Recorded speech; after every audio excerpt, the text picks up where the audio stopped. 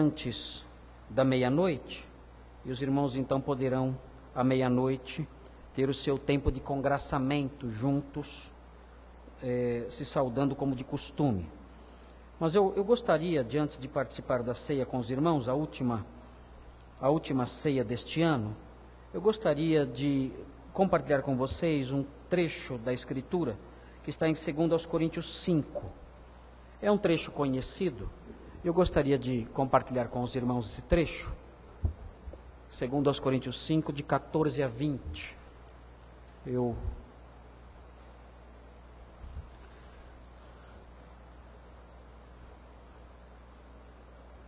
gostaria de apontar nesse texto para os irmãos alguns desafios para os irmãos no ano que vai começar. E eu quero apresentá-los como desafios, considerando o fato de que os irmãos são crentes.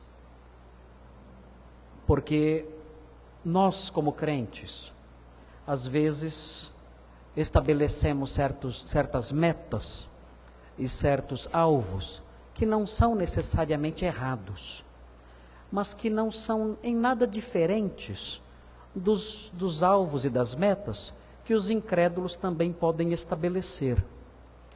Por isso, é importante que nós tenhamos alguma distinção. É importante que também nisso, também nos nossos alvos, também nos nossos objetivos para um ano que está se iniciando, nós também sejamos diferentes em alguma coisa. Nós não podemos, como os incrédulos, ter apenas o sonho da casa própria. Não podemos, como os incrédulos, ter apenas o sonho de um emprego melhor. Não podemos apenas, como os incrédulos, ter o sonho de casar ou ter alguma conquista social ou profissional ou material. Essas coisas não são ruins, mas nós temos que nos distinguir dos incrédulos nesse aspecto também, tendo outros alvos, outros desafios, além desses que são naturais de todo ser humano. E eu acredito que este pequeno trecho que está diante de nós, que os irmãos estão vendo aí, exposto na tela, este pequeno trecho pode nos ajudar a compreender algumas expectativas que nós temos que buscar, alguns desafios que nós temos que abraçar em termos de alvo. O que nós temos que buscar? O que tem que ser um desafio para nós em termos de realização, em termos de expectativa, como cristãos que nós somos? Nós somos crentes, nós somos o povo de Deus. E esse povo tem que se distinguir também nesses aspectos. Eu gostaria então de compartilhar com os irmãos 4 expectativas ou 4 desafios que eu gostaria de com eles desafiá-los em termos de alvos para o próximo ano. Desafios que os irmãos devem abraçar em termos de o que desenvolver na sua vida, o que obter na sua vida neste ano que está se iniciando. E o primeiro deles é uma nova razão para viver. Uma nova razão, um novo motivo para viver. Para o que nós vivemos? Para o que você vive? A sua vida é empregada em que metas? Em que alvos? Eu estava vendo a entrevista de uma moça muito famosa e muito bem sucedida e muito rica, até porque ela é modelo, e essas pessoas muito bonitas, elas tendem a adquirir fama com facilidade. E ela dizia, os irmãos a conhecem, é a Anna Hickman. Anna Hickman. Acho que todo mundo conhece essa moça, eu acho. E ela estava dando uma entrevista porque ela tem um filho, é uma criança ainda pequenininha, e ela disse o seguinte: olha, eu estou muito feliz agora porque minha vida se completou. Porque agora eu descobri qual é a razão da minha vida. Por que eu vivo? Por que eu trabalho? Por que eu existo? E a razão da minha vida, o porquê de eu trabalhar, o porquê de eu existir, o porquê de eu me dedicar tanto a essa minha carreira, está aqui no meu colo. É o meu filhinho. Essa é a razão da minha vida. A minha vida, ela dizia em outras palavras, gira em torno disso, desse bebê. É o que dá sentido a tudo que eu faço, a todos os meus esforços, a todos os meus trabalhos. Muitas pessoas são assim. Fazem do outro o sentido da vida. Outros têm centros não tão honrosos. Alguns vivem com o alvo de obter conquistas materiais. Eu vivo e a minha vida existe para que eu enriqueça. Eu quero ficar rico um dia. Eu ainda vou ficar rico. Essa é a meta de muitos jovens. Muitos jovens fazem tudo com esse objetivo. Eu quero ficar rico. Eu ainda vou ficar rico um dia. Eu vou chegar lá. Outros vivem com o desejo de satisfazer os seus prazeres.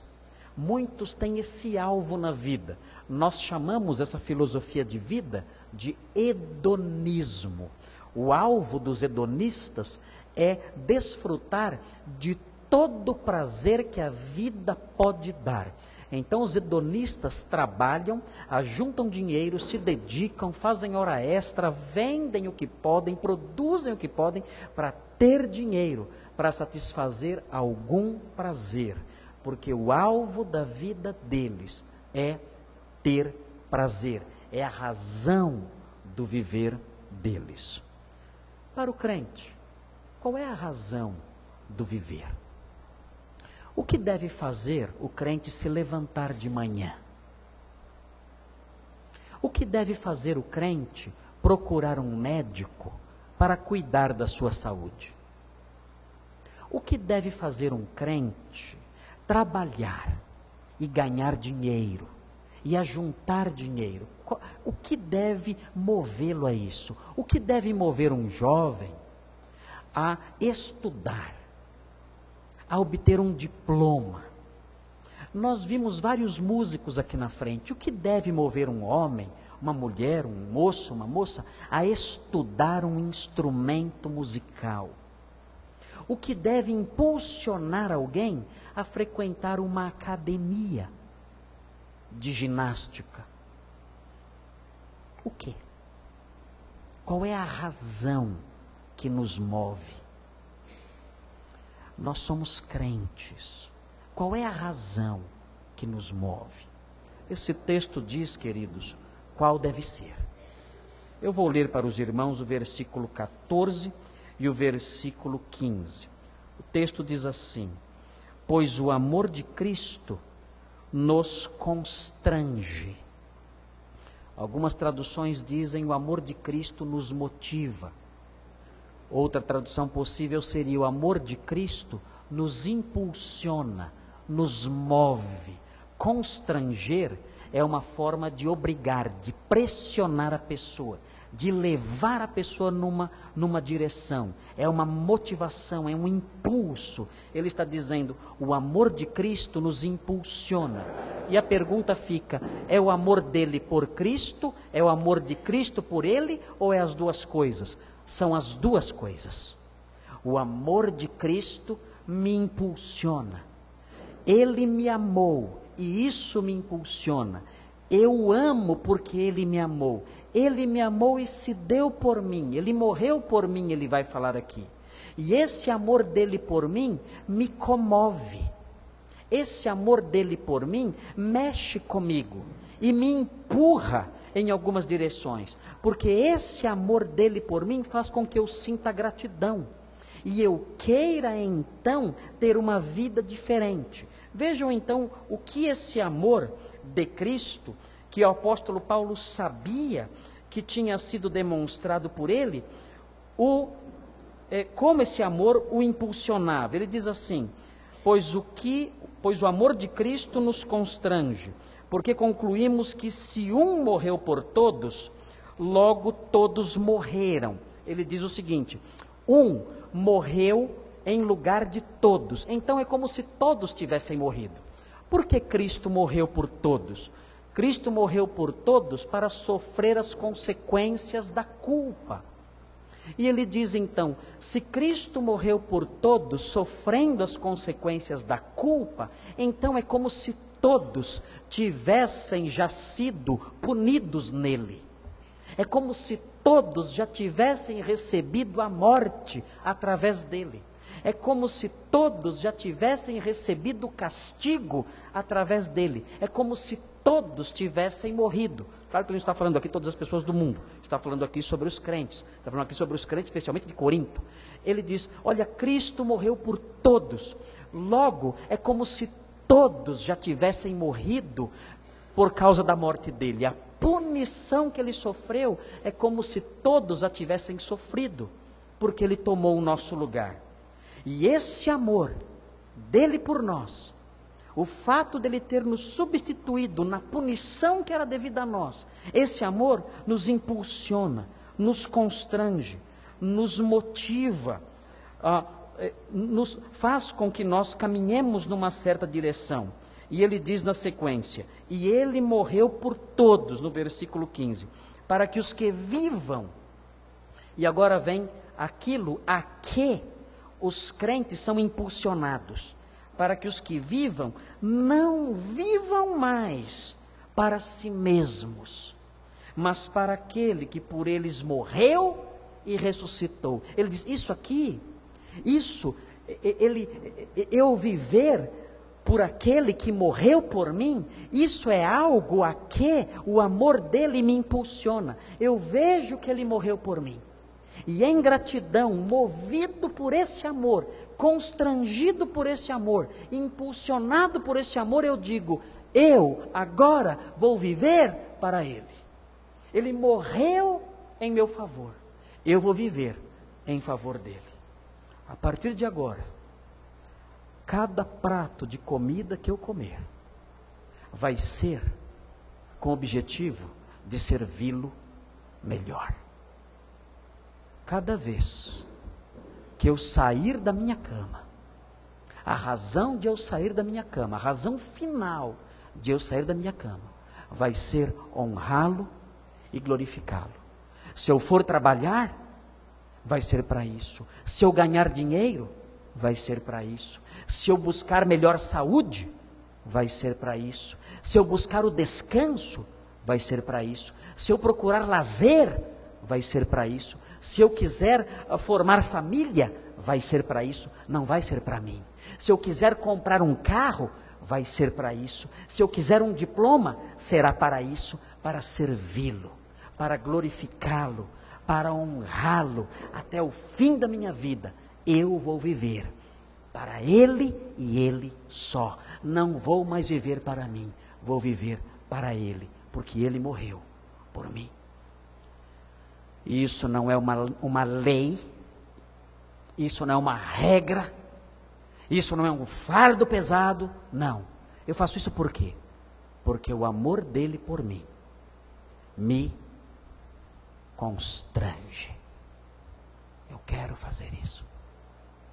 O amor que ele mostrou por mim me leva nessa direção. Essa é a razão pela qual você vive? Se não é, se você tem outras razões na frente dessa, se essa razão é apenas um anexo entre outras razões que você tem para viver, então eu tenho desafio para você em 2015.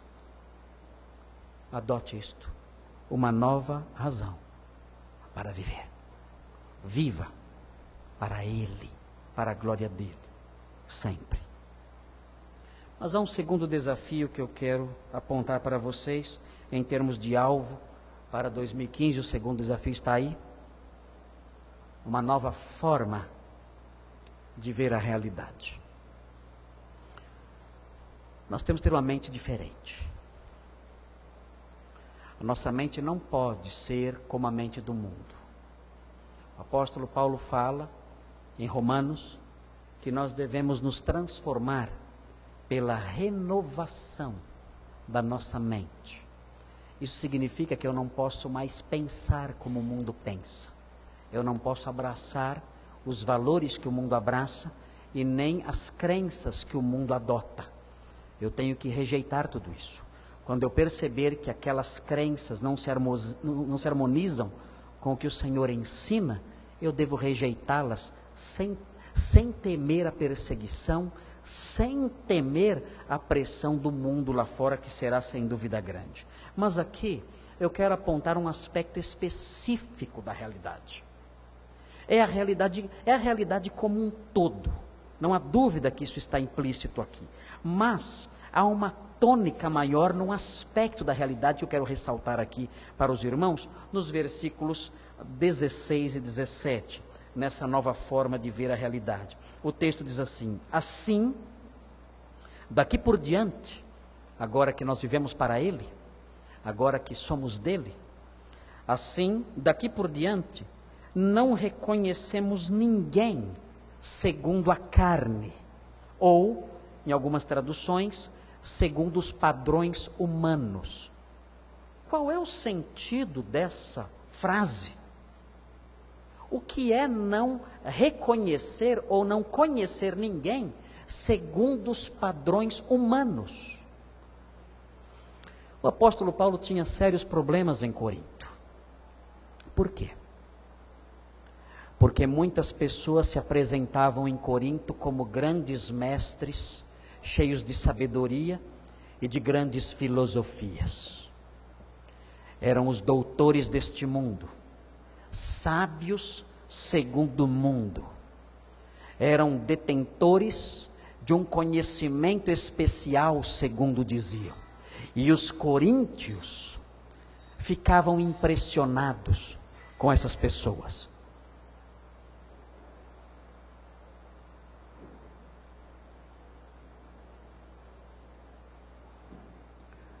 Os coríntios ficavam impressionados com essas pessoas que demonstravam alto grau de conhecimento filosófico.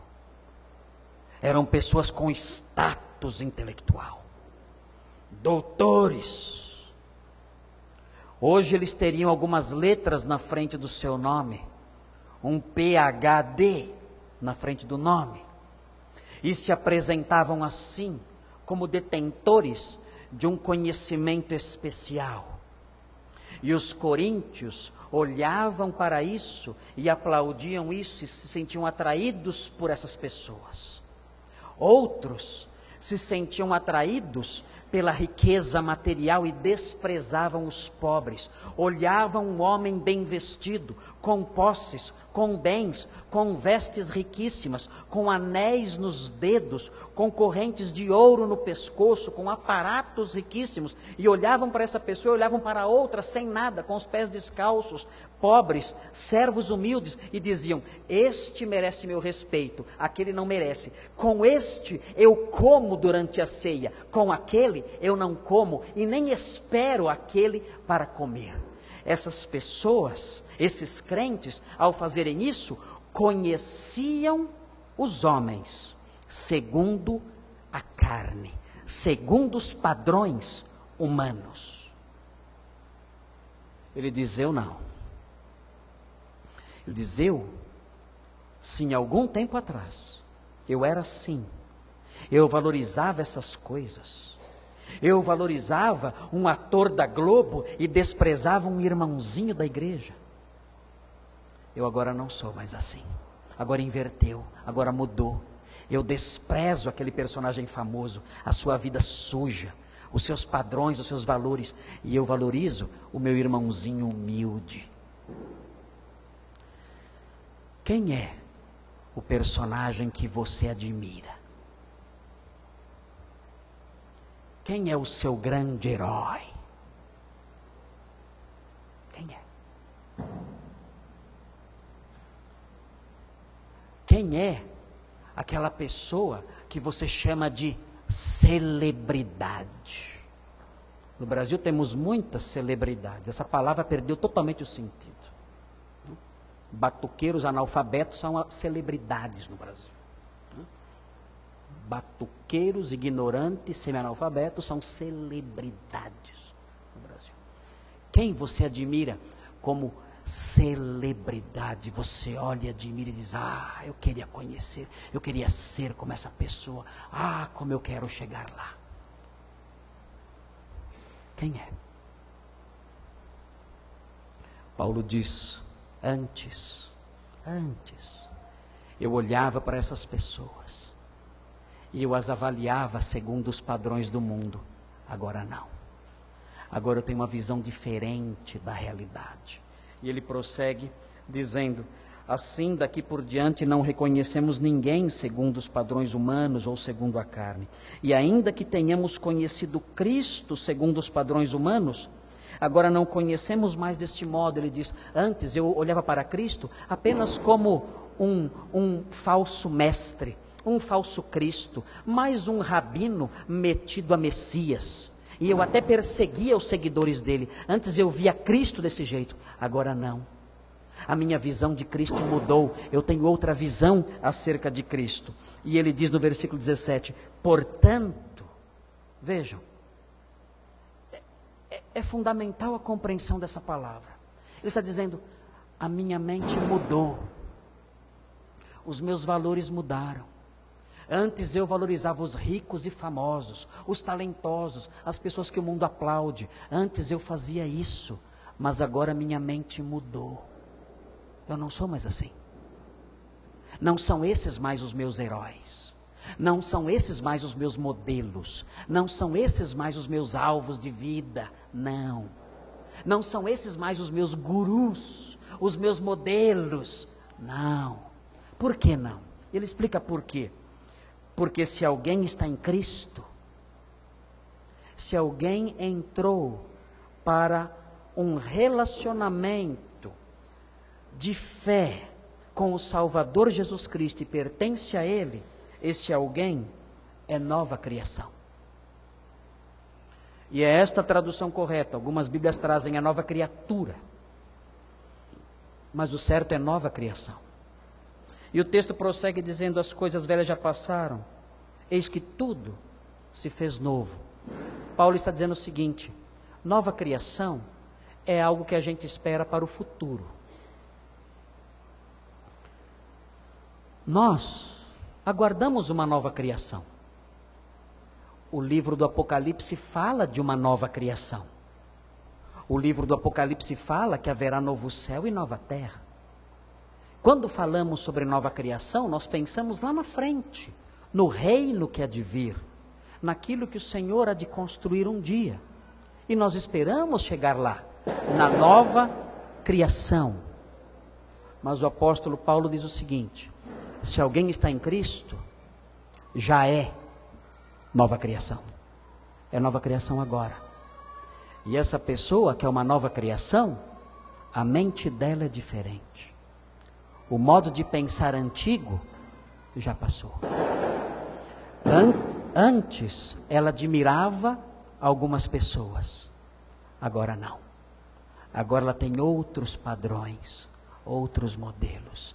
Antes o modelo de mulher que ela tinha era aquele modelo que a novela mostra. Agora não. Agora o modelo de mulher que ela tem é o modelo descrito em 1 de Pedro. É o modelo descrito em Efésios. Antes o modelo de jovem que ele tinha era o modelo descrito na televisão, nos filmes de Hollywood. Agora não. Agora o modelo de jovem que ele tem é o modelo descrito em Efésios. É o modelo descrito nas Escrituras, tanto no Antigo como no Novo Testamento. É esse modelo que ele tem agora. Davi agora é o seu modelo. Não são mais os atores lá de fora. Timóteo é o seu modelo. Não são mais os famosos que a gente vê por aí. Antes o seu modelo de homem eram os grandes empresários que vemos aí na televisão. Hoje o seu modelo de Paulo é um Salomão, é um Pedro, é um Paulo, é o próprio Senhor Jesus Cristo. Esse é o seu modelo de homem agora. As coisas velhas já passaram. Ele é uma nova criação. Ele não vê mais as pessoas como o mundo vê. Ele não as conhece mais segundo a carne. Ele tem uma nova mentalidade. Você, crente em Cristo, deve ter esse desafio para o próximo ano. O desafio de ter uma nova forma de ver a realidade. Ter uma mente livre dos padrões humanos que há aí fora. Há um terceiro desafio que eu quero mostrar para os irmãos. E aí vem o terceiro desafio. É uma nova tarefa em face do mundo. Qual é a nossa tarefa em face do mundo? E aqui eu estou usando a palavra mundo de maneira bem ampla. Qual é a nossa tarefa em face do mundo? Versículo 18 diz assim, 2 Coríntios 5, 18 diz assim: mas todas essas coisas procedem de Deus, que nos reconciliou consigo mesmo por meio de Cristo e nos confiou o ministério da reconciliação. Pois Deus estava em Cristo reconciliando consigo mesmo o mundo, não levando em conta as transgressões dos homens, e nos encarregou da mensagem da reconciliação. O apóstolo Paulo está falando do seu ministério aqui. Está dizendo o seguinte, que havia uma inimizade entre Deus e o homem, mas Deus enviou seu Filho para que ele fizesse a paz entre Deus e os homens. E essa paz essa tarefa se chama reconciliação. Agora o apóstolo Paulo prega a reconciliação. Mas o trabalho de reconciliação do apóstolo Paulo não era só um trabalho evangelístico. O apóstolo Paulo pregava a reconciliação por onde quer que ele fosse, em várias ocasiões, em vários momentos e para vários públicos durante o seu ministério. O apóstolo Paulo pregava a reconciliação entre os crentes. Haviam igrejas que estavam divididas, judeus de um lado e gentios de outro. O apóstolo Paulo ensinava a reconciliação, que eles fossem um só. O apóstolo Paulo pregava a reconciliação em Corinto. Existiam partidos na igreja de Corinto. Existiam divisões na igreja de Corinto, pessoas seguindo partidos diferentes. O apóstolo Paulo pregava a reconciliação entre eles. O apóstolo Paulo fala de cônjuges se separando, e ele diz então, olha, se isso acontecer, reconcilie-se com o seu cônjuge. E ele pregava então a reconciliação. E assim o apóstolo Paulo ia realizando esse trabalho. Quando ele teve problemas com a igreja de Corinto, ele enviou até lá Timóteo e Tito para fazer com eles uma reconciliação. A igreja de Corinto, nela existiam pessoas que seguiam falsos mestres e rejeitavam o apóstolo Paulo. E ele então se aproxima deles dizendo, olha, eu quero ter com vocês um relacionamento pacífico, de reconciliação. Ele pregava sempre, em todo tempo, em todo lugar, a reconciliação dos incrédulos com Deus, dos irmãos uns com os outros, dos partidos que havia nas igrejas, das diferentes raças, opiniões, formações, uns com os outros, vivendo uma real reconciliação. Ele pregava isso para as famílias, para as igrejas e para os incrédulos. Era um ministério que tinha uma marca, e essa marca era: reconciliem-se. E eu quero desafiar os irmãos a terem essa tarefa em 2015. O ministério da reconciliação. Com quem você brigou? Com quem você brigou? Reconcilie-se.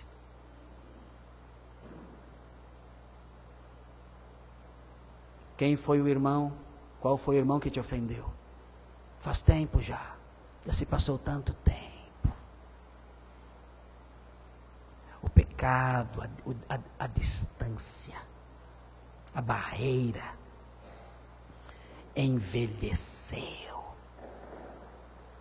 A barreira criou musgo, escureceu, envelheceu. Reconcilie-se. É o ministério divino. É o ministério apostólico. É o clamor santo que parte do coração de Deus. Reconcilie-se. É um grande desafio. De todos o maior. Por causa do nosso orgulho. Reconcilie-se. E por último, um outro desafio para 2015. Uma nova medida de amizade com Deus. Uma nova medida de amizade com Deus. O versículo 20 diz assim, veja na sua Bíblia. Portanto, somos embaixadores de Cristo. Os embaixadores naquela época não podiam ser presos. Mas Paulo dizia muitas vezes que ele era o embaixador em cadeias. Era uma contradição de termos. Sou embaixador em correntes. Os embaixadores usavam correntes, mas eram correntes de ouro. O apóstolo Paulo é irônico aqui, quando ele fala sobre si como embaixador em correntes. Porque era embaixador preso em correntes de ferro. Quando ele escreveu aqui, ele não estava preso, mas em outras ocasiões ele usava essa expressão, eu sou embaixador em cadeias. E ele diz, como se Deus vos exortasse por nosso intermédio, Deus falando através de nós. E aí prossegue a mensagem de Deus para a igreja. Assim suplicamos por Cristo, que vos reconcilieis com Deus. Quando eu era jovem, me ensinaram a usar esse versículo na evangelização. Disseram que era um bom versículo para evangelizar. Eu acho que dá um pouquinho. Mas, queridos, este versículo foi escrito para uma igreja, para pessoas já salvas. Reconciliem-se com Deus. Como? O apóstolo Paulo acabou de dizer que Deus já se reconciliou conosco. Quando Cristo morreu por nós e nós cremos, houve paz com Deus. Nós estamos estudando Romanos nos domingos pela manhã e aprendemos que temos paz com Deus, a reconciliação já acabou. Por que o apóstolo Paulo está dizendo aqui, reconciliem-se com Deus, crentes? Sabem por quê? Porque nós precisamos de uma medida maior de amizade com Deus. Em Corinto, existiam pessoas seguindo falsos mestres. Não estavam agradando a Deus. Você segue falsos mestres? Você é um crente que segue os pregadores da mentira que há por aí? Você faz isso? Então há uma parcela de inimizade contra Deus em você. Ah, mas só porque eu escuto esses homens? Sim. Porque você os aprecia e os apoia quando os escuta. Reconcilie-se com Deus. Em Corinto havia imoralidade. Há imoralidade aqui? Há alguém aqui vivendo na imoralidade? Existem moças vulgares aqui? Há moças vulgares aqui? Que são acessíveis a outros rapazes com facilidade? Você é assim, moça? Há rapazes aqui de baixos padrões, no pensamento e nas ações? Você é um crente assim, com segredos neste campo? Reconcilie-se com Deus. Reconcilie-se com Deus. Em Corinto existiam discórdias, casamentos se desfazendo. Há situações aqui assim, discórdias, lares em pé de guerra.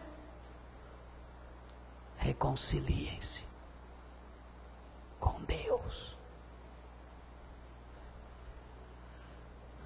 É uma nova medida de amizade com Ele. Senhor, me perdoa Quero fazer as pazes com o Senhor, quero desfrutar da sua intimidade. Quero que 2015 seja um ano diferente para mim. Quero ser seu amigo. Quero acordar de manhã e falar com o Senhor e andar com o Senhor o dia todo. E ao me deitar, quero saber que o Senhor está ao meu lado, sorrindo para o modo como eu vivi. E quero dormir em paz, sabendo que o Senhor vela por mim como seu filho obediente e amado. Eu quero ter paz com o Senhor. Quero me reconciliar com o Senhor. Reconciliai-vos já com Deus. Esse é o recado que parte do céu. Rogamo-vos, pois, da parte de Cristo. É Deus rogando do céu, dizendo através do seu apóstolo, da sua palavra, dizendo: reconciliem-se já com Deus. Eu não conheço vocês. Eu penso que conheço. Vocês não me conhecem. Vocês pensam que me conhecem. Porque só nós visitamos nossos porões. Só nós visitamos os porões do nosso coração. Só nós. E nós os visitamos sozinhos, não levamos ninguém conosco. E nós sabemos o que há nesses porões. Por isso o Senhor diz: livrem-se dessas coisas. Livrem-se de todo esse entulho, de todo esse lixo que esmaga a vida de vocês. E reconciliem-se já com Deus. Há um novo ano. Há um novo sol raiando dentro de algumas horas. Que seja também o sol de um novo tempo, de um novo modo de viver para o Senhor. Oremos.